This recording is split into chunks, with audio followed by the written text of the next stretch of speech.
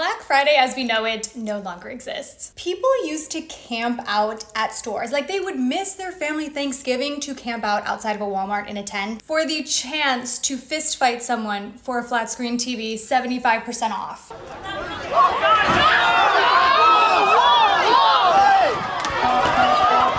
Flying through the crowds at this Walmart in Virginia and this one in South Carolina. And in North Carolina, see the man in orange as he wrestles to grab a doorbuster. Because that one day was going to be your only chance for the entire year to get the product at that sale price. A lot of the retailers who've convinced people they will get one-in-a-lifetime deals, and so they have to get there. And as a consequence, we see a lot of chaos. And it is wild to think about how much that contrasts Black Friday shopping now in 2024. Like, when I was growing up, I wasn't allowed to go Black Friday shopping because it was so dangerous. People were getting arrested, people were getting in fistfights, they were getting trampled. Brawls, bullet holes, even a stun gun, all captured on video as America's biggest shopping day once again came with a violent side. And I'm obviously not advocating for that, but I think it's fascinating to observe the evolution that it's gone through in the last decade. Now Black Friday lasts for basically an entire month. I've seen it start as early as like October, and we're just getting consistent low percentage deals on and off for the next few months, and it's just all in the name of Black Friday. And none of these deals are even that significant. Like, I've seen a few good Black Friday deals, but for the most part, it's consistently like 20 to 25% off, which don't get me wrong, I will take. It's certainly better than the Sephora VIB sale, but Black Friday just doesn't Black Friday like it used to. I knew it was bad when I saw Allure listed their like best of Black Friday discounts, like their top recommendations for the sale. And the first one was an eye cream that is normally $16 and on sale for, wait for it, $15. Like, what happened to the days of 50, 60, 70% off deals? Black Friday as we used to know it no longer exists. And I want to talk about that today, while also maybe giving you some reasons to opt out of Black Friday if you need to be talked out of it. I have plenty of reasons to share, but I also did compile a few Black Friday sales that I think are actually good amongst all the lame low percentages.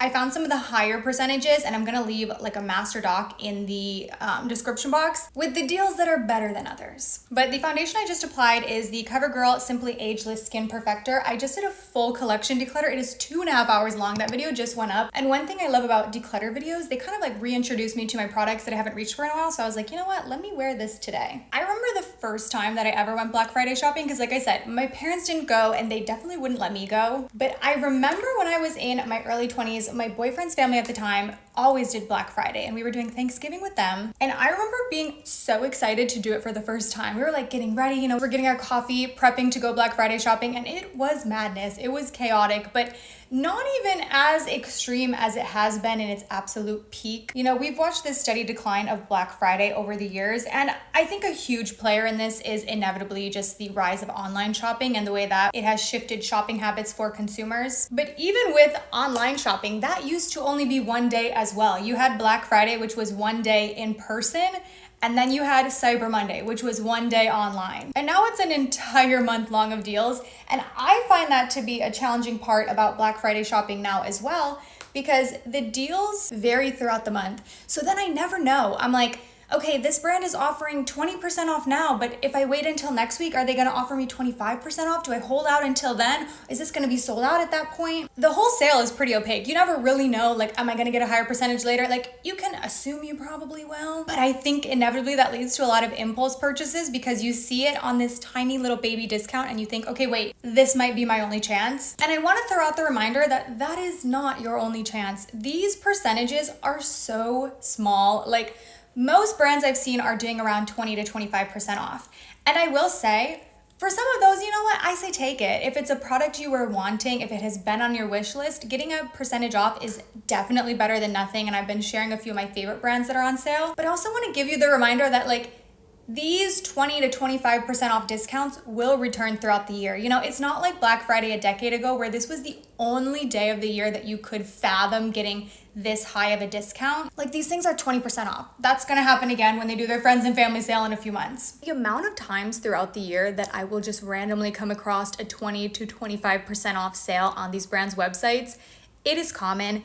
If not that, there are consistent influencer codes for a lot of these brands that offer a similar percentage, or for so many of them, if you just sign up and give them your email address, you will get a one-time code for around that same percentage off. This is the Well People foundation stick. I've been mentioning in a lot of videos lately that I've been using this as my cream bronzer. I have the shade 28 medium neutral, and it is like the perfect bronzer shade, but I have a few other reasons to skip Black Friday. If you need to be talked out of it this year, I've got you. And my second reason is that you have makeup that you love that you're not currently able to use. And I talked about this in a video that went up probably 2 weeks back titled, "You Don't Like Makeup, You Just Like Buying Things." And I talked pretty extensively about this in that video. But the more products that you have, the less time you get to use the ones that are actually your favorites. In that video, I gave the analogy of a red blouse. Okay, let's say you have 7 blouses in your collection, which I know is like unrealistic, but stick with me. Let's say you only have 7 tops and you wear one every day of the week, but this specific red blouse is your favorite. Well, if you only have 7, you're getting to wear your favorite top once a week. But if you go out and go on a big Black Friday shopping spree and buy 7 additional blouses, well, now you've minimized the opportunity of wearing your favorite blouse from wearing it once a week to once every 2 weeks. I understand that's not an entirely realistic example, but I think it illustrates this idea well that having more products takes away some of the excitement from each of the individual products that you have, because you're not going to be able to interact with them at the same frequency that you could when you had less. The next reason is that you're probably not out of anything. If you are, I think this is a good time to stock up, obviously. But if that's not the case, buying backups is rarely a good idea in my opinion, unless you really know yourself and you know your own habits and you know with complete certainty that you will use them. I try to stray away from buying backups. And I found myself doing this before. I will have a product that I love so much and I use it up and I repurchase it because I'm like, oh, I have to have that back in my routine. And guess what? I don't end up using the repurchased version as much as the other one. Or I'll buy a backup in something because I think I'm close to being done with it, and then I'm actually not even close, and it takes me like another 6 months to use it up, and I could have waited to buy the backup 6 months later because again, these products will be on sale again for a pretty similar percentage all throughout 2025. The next reason is that a lot of these deals aren't even as good as they appear.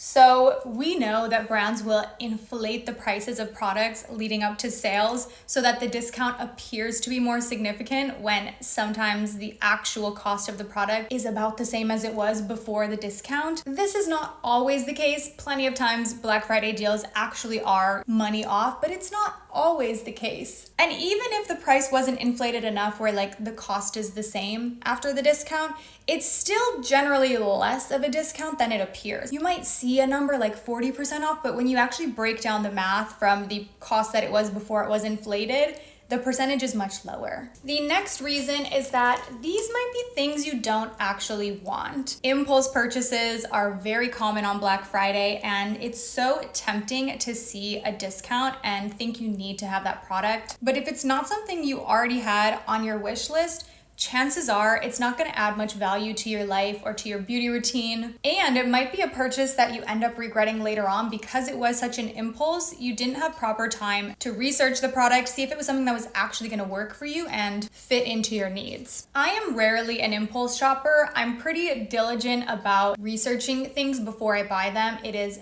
pretty uncommon for me to just see a sale and go out and buy it. But the times that I have done that, more often than not, I regret it. I am so much more satisfied with my purchases when I take the time to thoroughly research them beforehand, when I have watched plenty of reviews from different sources, when I've seen swatches, when I've maybe interacted with the product in person. I am at a much higher likelihood of feeling satisfied with that purchase, as opposed to the times that I see a quick video about something, I'm hearing the viral buzz, and I just throw it into my cart. More often than not, I don't end up using that, and it doesn't add any value to my life. The next reason is that you probably have a better use for that money. Maybe you've always wanted to go on a dream trip, or maybe you're wanting to remodel something in your home, you're saving to buy a car. In the larger picture of the cost of those products, I understand that maybe like a $30 blush seems like it's not even gonna make a dent in that, But these habits are things that build and grow. There's one little financial blurb that I feel like always makes its rounds on the internet, and that is the idea that approximately $27 a day of just random spending on little treat yourself items adds up to $10,000 in a calendar year. And maybe your budget would be better spent on something that's gonna add even more value into your life than a Black Friday doorbuster that you're probably not even gonna reach for a year from now. You're also gonna be encouraged to overspend because a lot of these Black Friday deals encourage you buying more to reach free shipping minimums, encourage you to buy more to reach different bundle values. And something that initially felt like perhaps a discount is a much bigger expense than you initially budgeted for. And on a related note, my best tip for staying within your budget is to pay for shipping. And I know what you're thinking, we never want to pay for shipping, we always try to avoid it,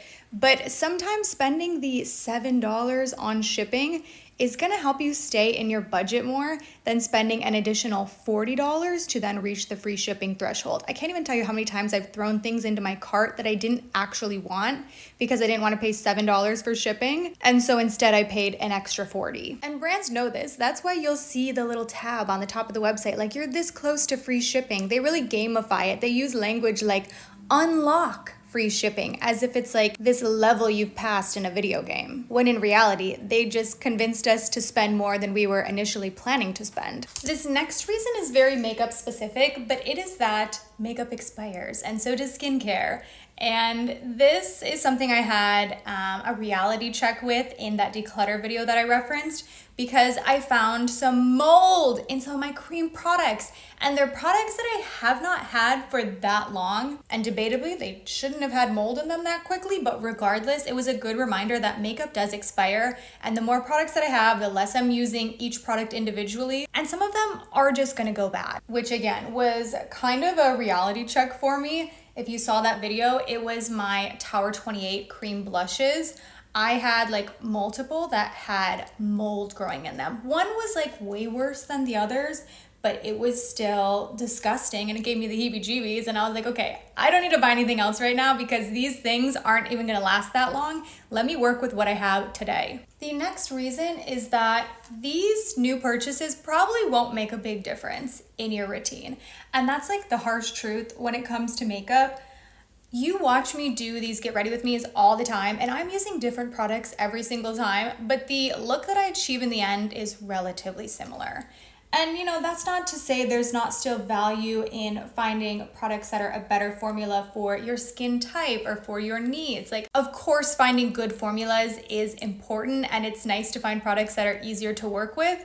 But 9 times out of 10, the look is gonna be pretty similar regardless of the products that I'm using. And that's a reminder I like to give myself when I'm watching a tutorial and I don't have the exact products, and it's tempting for me to wanna run out and buy the exact thing that they're using to accurately recreate the look.